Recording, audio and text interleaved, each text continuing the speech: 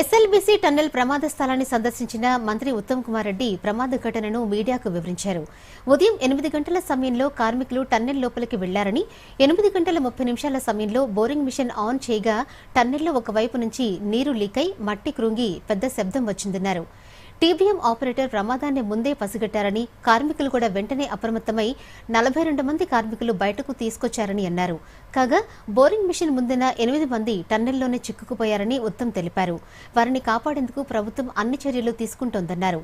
ఉత్తరాఖండ్లో ఇలాంటి ఘటన జరిగితే టన్నెల్లో వారిని రెస్క్యూ చేసిన నిపుణులతో మాట్లాడామన్నారు. టన్నెల్లో చిక్కుకుపోయిన వారిని Uttar Pradesh, Jharkhand వాసులుగా గుర్తించామన్నారు.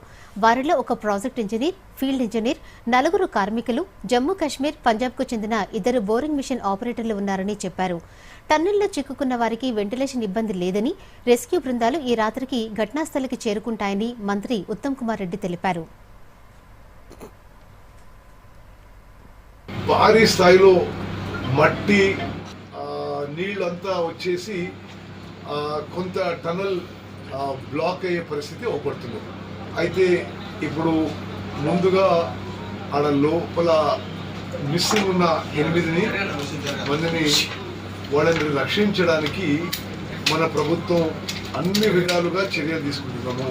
National disaster response force NDRF దేశంలో ఈ టనల్ ఎక్స్పర్ట్స్ గురించి వారితో మాట్లాడడం జరిగింది. అదేవిధంగా చీఫ్ సెక్రటరీ గారు కూడా మరి ఎన్డీఆర్ఎఫ్ ఎన్డీఏ వారితో మాట్లాడుతున్నారు.